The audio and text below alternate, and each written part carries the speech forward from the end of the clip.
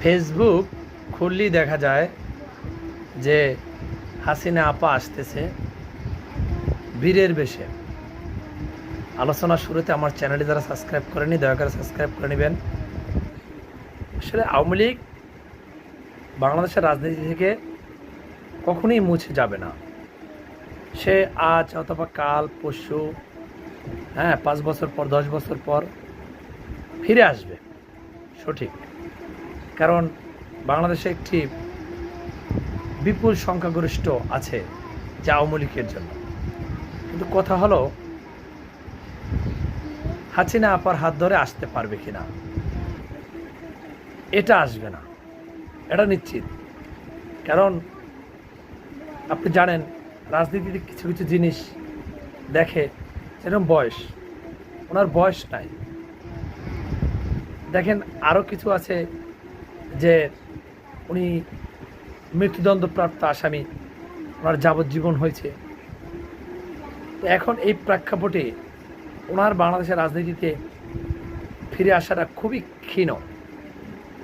অনেকেই প্রশ্ন করে, জনাব তারেক রহমানকেও তো বিভিন্ন মামলায় ফাঁসানো হয়েছিল, সেও তো আজকে রাষ্ট্রপ্রধান। কিন্তু বিষয়টা হলো মুদ্রার এপিটার ওপিট। তারেক রহমানকে মিথ্যা মামলায় ফাঁসিয়ে বিভিন্ন সাজা মৃত্যুদণ্ড দেওয়া হয়েছিল, আর আপা নিজের কর্মগুণে এসে গণ অভ্যুত্থানের মাধ্যমে তাকে দেশ থেকে বিতাড়িত করা হয়েছে এবং ছাত্র জনতার মাধ্যমে।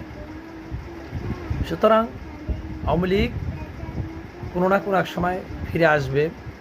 সেটা আগামী নির্বাচনও হতে পারে, এর পরবর্তী নির্বাচনও হতে পারে, কিন্তু সেটা আপার হাত ধরে না। সেটা ভিন্ন এক প্রক্রিয়া, ভিন্ন এক নেতৃত্বের মাধ্যমে।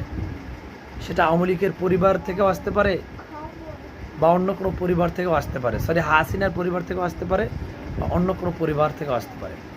দুঃখ লাগে, কষ্ট লাগে, এত বড় একটা রাজনৈতিক দল যারা এত সমর্থন, তারা আজকের প্রকাশ্যে রাজনীতি করতে পারে না।